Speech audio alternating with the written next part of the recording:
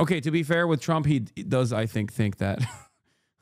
So at least he's consistent on that front. He literally is like, yeah, Ukrainians, Belarus, Russia, it's all greater Russia. I don't get it. Some say Kiev, others say Kyiv. I don't understand. Phonetics is not my strong suit.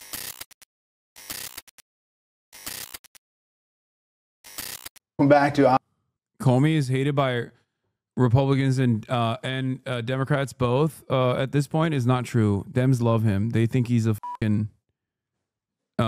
Democrats think Jim Comey is a hero. Bro, they did like primetime specials for him. Have you seen this yet about your detainment? No, but also, why the fuck would I ever take seriously pirate wires? Abu Dhabi, Mr. President. Thanks for the time. Thank you very much. First of all, congrats on becoming a grandfather for the 11th time. Most of baby Alexander. They're a really good couple, great couple, I think. And the baby is perfect. I'll let you know about it in 21 years. But the Pirate Wires is like a Peter Thiel operation, you moron. Why would you link that to me? It's like saying, hey, did you see this 4chan thread calling for your execution? No, but I'm sure there's plenty of them out there. You know what I mean? Why the would you link me a Peter Thiel operation? What, because it's called Pirate Wires and it looks legit? Is that what it is? You're too dumb to actually do a little bit of investigation, to engage in a little bit of media literacy, to recognize whether or not the outlet that you're sending me is actually not a serious one. Anyway, let me restart this video. Welcome back to Abu Dhabi, Mr. President. Thanks for the time. Thank you very much. First of all, congrats on becoming a grandfather for the 11th time. Most importantly. Tiffany, baby Alexander. They're a really good couple, great couple, I think.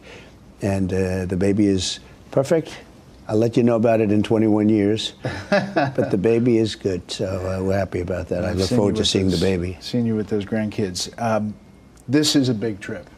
This is seen, especially in this region, as a major, major success with the interaction between each one of these countries. How do you see it today as you wrap it up? Well, I always considered it to be a very important region. I know all three leaders, as you could see, very well.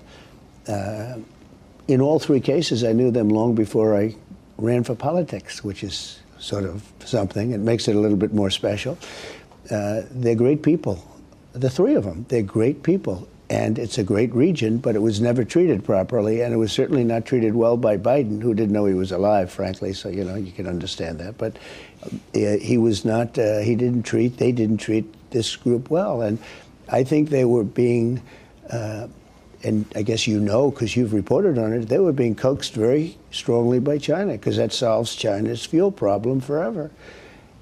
And it wasn't their preference, but they were on their way. They were going to China, and that was going to be their parent, and that's not happening anymore. Do you think you've shifted the paradigm on that? No, I don't think. I know. We are as close. We're closer now to them than ever before. You could see the relationship. You could get a body expert and pay them a lot of money, and they could tell you, no, there's just a relationship that I have with all three that's just, you know, very extraordinary. I was even saying, you know, I mean, we're like so friendly. Not a normal situation where you're okay with a leader or whatever. But this is a very important region. This is the energy capital of the world. They have, you know, massive amounts of energy and other things. They've invested wisely. And they're looking to do other things. I guess in Saudi Arabia, they said in another couple of years, there'll be more than 50% other businesses represent more than 50% of the take. And it's pretty amazing what all of them have done. You have a massive amount of business investment coming back to the U.S. Right. And they're still adding it up Which, in by each the way, country. Most importantly, that's why I came here. I didn't come here to say, gee, you guys are rich and you have a lot of oil. You know, they have a lot of money, and I want them to spend the money in the United States. And we set records. There's never been a trip like this by any president or anybody ever before. And I'd ask them, how about doubling it up? Okay. Oh, I should have asked for more, because they said, okay. They're good people, and they love our country. And look, they have great danger because of Iran, That's their primary danger. And that makes them vulnerable. But I don't see them as being vulnerable because I think we have the greatest military in the world. And we're adding to it now at levels that nobody's ever seen. We're going to build the Iron Dome. We deserve an Iron Dome. You know, see, we call it two names. So I was going to call it the Iron Dome because that's the name everyone has heard of for years. But to me, it was old-fashioned. So we changed it recently to the Golden Dome. Dude, I can't wait to remove people from Medicare so that we can pay for a Golden Dome, which of course implies that we already don't have anti-air missile defense capabilities on U.S. soil, which of course would be a ridiculous thing to claim, which you would know if you are the president, I suspect. Like the idea that the United States of America is just completely unprotected from potential missile systems, like potential attacks from who? Mexico? Canada? Who is going to lob small arms and like little bathtub rockets over the borders? Is it going to be Canada? Is Canada going to send RPG rockets? Is that what's going to happen? Because that's what the Iron Dome is. The Israeli defense systems comprise of the Iron Dome, and then there's the Arrow system. There's a bunch of different anti-missile systems, right? Like the Iron Dome one is the one that gets the most play because the Palestinians don't have access to actual missiles. Okay, yeah, you have the David Sling, you have the Arrow systems, and then you have Iron Dome. But even then, the Iron Dome is there for RPGs and tiny missiles, okay? Nothing that another country has within its arsenal. The United States of America already has defense capabilities against this sort of thing. It's so stupid for him to just, we need a Golden Dome, like an Iron Dome, but more golden. Beautiful Golden Dome. And matches Ronald the golden Reagan, age. you know, Ronald Reagan wanted that many years ago, and he was. If you lived in a border town, you'd feel different. Yeah. I live in Vermont, brother. Let me tell you how terrifying it is, them goddamn Canadians. As a man living in upstate New York, every day is a struggle. I live in El Paso, and you don't know what they're capable of over there. Only thing keeping us and the demons is a iron wall. Why not an Iron Dome on top of that? He was right, except you didn't have anywhere near the technology. I want to talk about Israel. I mean, the first trip in the first administration, when you came over to the Middle East, you did do a stop in Israel on the way back. Not doing it this time. Obviously, the Israel-Hamas and what's happening in Gaza is driving a lot. How do you see that? Are you? I had no clue what the Pirate Wire was. This is why I'm asking if you had seen it. Don't exactly have time in my day to fully investigate the funding behind every single right-wing Twitter account. I'll do better though, sheesh. No, the investigation that you should be conducting is whether or not this is like an actual reliable outlet by simply looking at what the angle of the commentary is. If they are following the notes of a bunch of rabid stalkers online by literally denying the Customs and Border Patrol's own admission of my detention and instead trying to make it seem as though that did not happen, then you have enough brain processing power to go, hey, I don't think this is a reliable outlet, because what it's saying is that, you know, this guy is lying about his detention. That should probably ring some alarm bells in your brain before you go, hey, look at this. Okay? Stop trying to bait. It's all right. God damn. What is happening today, man? Yeah, that Pirate Wire website, the only reason why I know what it is because they claim that like me and Zay, the squirrel account on Twitter, actually run a secret Discord cabal that actually dominates the entirety of Reddit and has made every Redditor into pro-Palestinian Hamas soldiers, okay? That was one of their wonderful articles. Obviously, they're hallucinating, but they have enough financing to make it seem as though they are, you know, they look legitimate on the optics front. But if you listen to the words that are coming out of these articles, you can very quickly understand that just because the optics look a certain way doesn't mean that they're actually a legitimate entity. frustrated at all with Prime Minister Netanyahu? No, look, he's got a tough situation. You have to remember there was an October 7th that everyone forgets. It was one of the most everyone forgets October 7th, famously. Violent days in the history of the world, not the Middle East, the world. When you look at the tapes, and the tapes are there for everyone to see. So he has that problem. That problem should have never happened. Now, if I were president, that problem wouldn't have happened because Iran had no money. They were stone cold broke. And they weren't giving money to Hamas. In fact, I remember in your show, like a year before that, you were saying there's no money for Hezbollah, Hamas. There's like 28 different groups. Houthis. The Houthis. But they have 28 groups that we know of. And none of them, they were all breaking up because there was no money. And then Biden came along, he took off all the sanctions on Iran. I mean, I put sanctions that were so strong. Anybody that did business with Iran could not do business with the United States. So everybody took a pass, including China. Biden came in, he just let everyone go by, and they became, they have over $300 billion today. So how do you get to a solution there? Oh, we'll get 100%. You think so? Well, we're going to have a solution one way or the other. It's either going to be violent or not violent. And I far prefer nonviolent. I know so many Iranians from New York, from Washington, from different places. These are great people. You have to view them as people.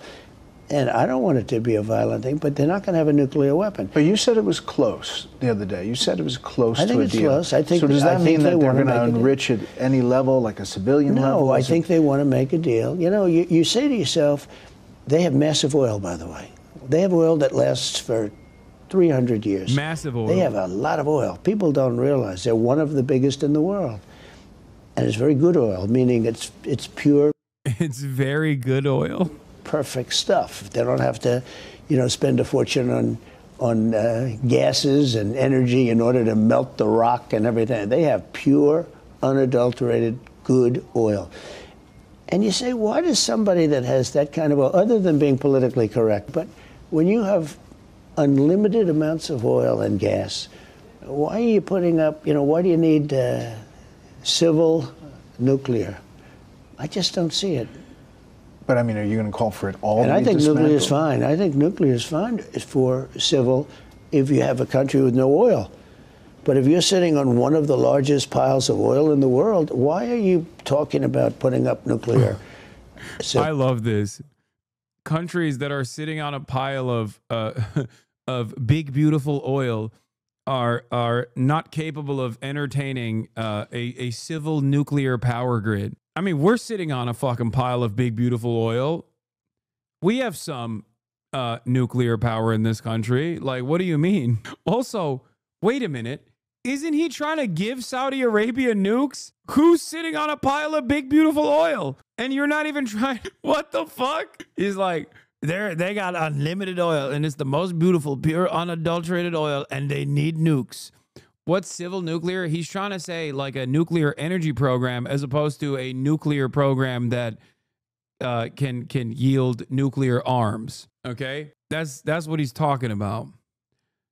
And to be fair, I don't really fucking know if a civil nuclear energy program, like an energy grid, a nuclear energy grid, can also yield additional research and development at the behest of nuclear arms.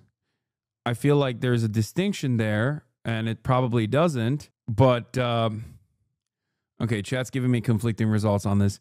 Bunch of nuclear scientists in the chat. Okay, so basically they just don't want Iran to. His claim is that Iran is trying to engage in nuclear enrichment for nuclear arms, which ironically enough, he's trying to give nuclear enrichment to Saudi Arabia, which is why this argument kind of falls apart from his perspective. Civil. I call it nuclear civil. And so Bibi Netanyahu is not convinced that a deal would be good for the region. Is that fair to say? I think I can say that Bibi. Have they ever said it's not for arms? Yes, Iran always says it's not for arms. But that doesn't stop America from also punishing Iran for even doing any kind of testing or any kind of attempts at building a nuclear energy grid. To be fair, I don't give a shit, okay? Mearsheimer once famously said, if Iran had nukes, the region would be more stable. And in a world where nuclear proliferation is a must for nation building under the HasanAbi doctrine, there's only two ways out of it. Either nobody has nukes or everybody must have nukes if they want to maintain statehood and sovereignty. My point is we must give Hamas a nuke immediately. Yeah. Palestinian sovereignty must come with nuclear armament, nuclear proliferation for Palestine now. Maybe he's an angry man, and he should be because of October 7th. And he's been hurt badly by that, but in another way he's been sort of helped because I think he's fought hard and bravely. And you think the Israel-Hamas, the situation in Gaza is going to come to an end soon? Gaza's a nasty place. It's been that way for years. I think it should become a free zone, you know, freedom. They're going to clip this clip and put it on Fox? Why? I call it a freedom zone. It should become a freedom zone. It doesn't work. Every 10 years they go back, they have Hamas, they have everybody's being killed all over the place. I mean, you ever see, you talk about crime stats. It's a nasty place. Are these people, these countries that you were just visiting, are they going to have to be a part of the solution? Well, they would be. They would be. I spoke to all three of them. They would absolutely be. I mean, they're really rich and really, really, really, even more than rich. They're good people. And they would help. And so money's not even the problem. Well, you got to get countries to say yes, to take them. Look, these are people that want to be in the Middle East. They really want to be in the Middle East. They love the Middle East. I see that. There's a spirit for the Middle East. They didn't have to go to Sweden, Germany, these different countries. They could have been home in the Middle East if somebody had the brains to build beautiful communities. You know, 1.9 million. Can you imagine if China invaded America, fucking nuked half the land, and we're like, why don't you go to Canada? They speak English too. Go to Canada. Come on. You're at home there. You're at home there. That's your home. No, motherfucker. Their home is Palestine. What do you mean? Like, that's so crazy. Come on. They're Christian. They speak English. They're just like you. Go to Mexico. They're Christian too. A lot of people speak English in Mexico. Go to Mexico. It's crazy. Why are Ukrainians fighting back against Russians? They basically speak the same language. They look the same. Yeah, it's just more Russia, I guess. I don't understand. And if they have an issue with it, why don't they go live in Poland? That's also more Russia. They also have similar features, similar cultures. Why don't the Ukrainians just go to fucking Poland? Do you understand how fucking stupid this argument is? Okay, to be fair with Trump, he does, I think that. So at least he's consistent on that front. He literally is like, yeah, Ukrainians, Belarus, Russia, it's all greater Russia. I don't get it. Some say Kiev, others say Kyiv. I don't understand. Phonetics is not my strong suit. Motherfuckers that live in Texas don't even want to believe in living in a more urban part of Texas, okay? Motherfuckers that live in rural parts of Texas think living in Austin is like a death sentence because there's, you know, mass rapes and crime being committed in big cities every goddamn day and nowhere to park their fucking lifted pickup trucks. Meanwhile, you're like, oh yeah, Palestinians, come on, uproot yourselves and go to the fucking open air slave market having war-torn Libya that's in the midst of a fucking civil war. 1 million of you. Let's just send your ass over there. It's ethnic cleansing. It's fine. Just a little bit of ethnic cleansing. Like, that's crazy. That's crazy. It is a lot of people, but it's not a lot of people, relatively. You know, you had a couple of foreign policy successes even right before this trip. You picked up the phone and called 2 nuclear powers, India and Pakistan, and you got them to step back from the brink. That was a success as you got on the plane heading over here. A bigger success than I'll ever be given credit for. Those are major nuclear powers. Those are not like a little bit. And they were angry. And the next phase was probably, did you see where it was getting, it was tit for tat. And it was getting deeper and more, I mean, more missiles. Everyone was stronger. To a point where the next one's going to be, you know what, the N-word. You know what the N-word is, right? Nuclear. Yeah. Thank you. Thank you for the clarification. Oh my God, what a fucking clown show. What a fucking clown show. Yeah. Want to clean that up? No, it's the N-word. That's a very nasty word, right? In a lot of ways. The N-word used in a nuclear sense, that's the worst thing that can happen. And I think they were very close. The hatred was great. And I said, we're going to talk about trade. We're going to do a lot of trade. Could deal with us badly for a lot of reasons. But when you look at India, they are calling, Iran wants to trade with us, okay, if you can believe that. And I'm okay with that. I'm using trade to settle scores and to make peace.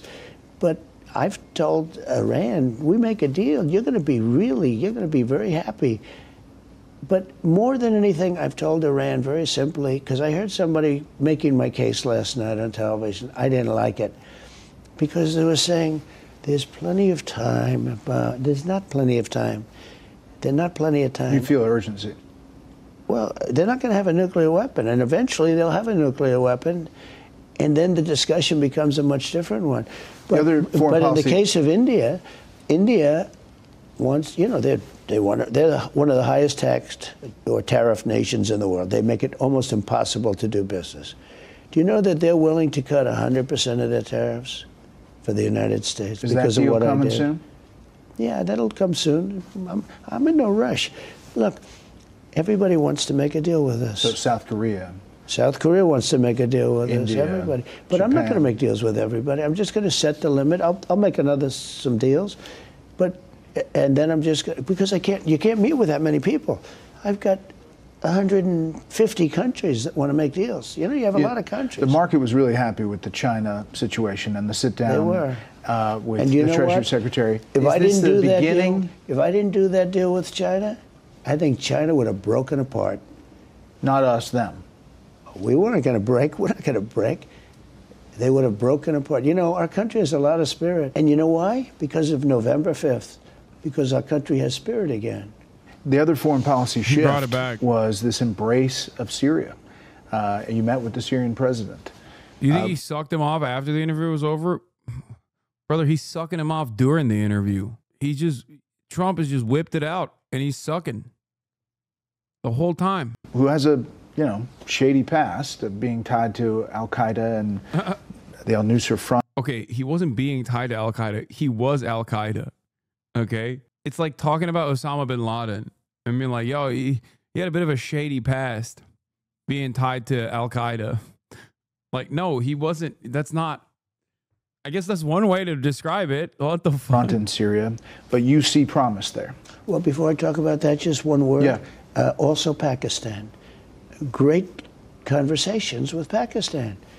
We can't forget them. And because it does take two to tango. And with India, I felt very certain.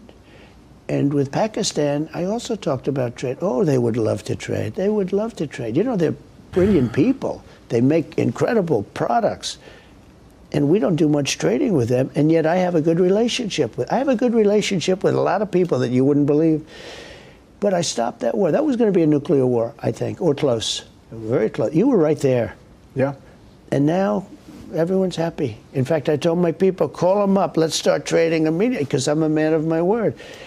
Now when you get to Syria, so I did something with Syria because the future king, and you have a wonderful king right now. He's an older man. He's also a friend of mine, and he's 100% sharp. He's great, and he's got a great son, the Crown Prince, and he has actually many titles. He's Prime Minister, he's Crown Prince, and he's doing a great job running it. But he called me, and he spoke to me, and he said, could you do me a favor? Could you, and do the world a favor, could you take the sanctions off Syria? Because the only way they're going to have a chance, the sanctions are crippling, really biting. Well, that's what I did with Iran, and they came to a point where they were bust. Could you take the sanctions off? I hadn't thought about it much, and he said it in a way that was, he's got a great heart. He said, they can't make it with those sanctions. I said, let's give him a chance. I met the leader. I met the new leader, and handsome guy, by the way, young, handsome. And I said, you have quite a past. You've got a tough past. But when you think about it, are you going to put a choir boy in that position? I don't think so. It's going to be a little bit tough. It's a tough part of the world. So you're willing to give him a shot? The word they say, it's a nasty neighborhood. It's a rough neighborhood. Yeah. And I thought he was really, I thought he was terrific. He was so thankful about the sanctions because he knew he's not going to be able to bust bust through. So maybe it'll be a turn there. We'll see. I think he has a real chance. He's a strong guy. He's done some pretty tough things. A lot of the coverage here was about your spin and some of those things that you said about trusting these countries to make their own decisions, and we're not trying to make it a mirror image of ourselves. You know, big foreign policy thoughts. We have our own problems. Yeah. You know? But a lot of the coverage back home was about this donation of the Qatar Boeing jet. And I've heard you talk about it. You know, until you bring this up now, I haven't heard about it for 3 days. I know, but I mean, I'm just telling you we back can talk home. about it again. You ready? Briefly. I heard all the answers. Well, no, but your audience has to hear the answers. Yeah. They're giving it to the Defense Department. To be very simple. Yeah. They're giving it to the United States Air Force / Defense Department of the United States. They're not giving it to me. I made a good deal. We need a plane for a couple of years. What? Israel isn't a terrorist? What do you mean? Does he agree with anything? Can you just start saying the same shit Kanye is saying at this point? Your chat rides your meat so hard, it's crazy. I'd go up to Hasan and say the N-word. Israel defenders, dude. Every fucking time. I didn't even know this person existed. He was just chirping into the fucking wind, and he didn't get the attention that he wanted. So instantly, he's like, no one asked him. He came in, said Israel's not a terrorist. It definitely is. And then he couldn't get what he wanted out of this. And it was like, yeah, I'm just going to come up to you and say the N-word. Like, why are you volunteering this information, dumbass? What the fuck? So many of these people, man. Oh, yeah. Before we get the other ones, because Boeing is very late.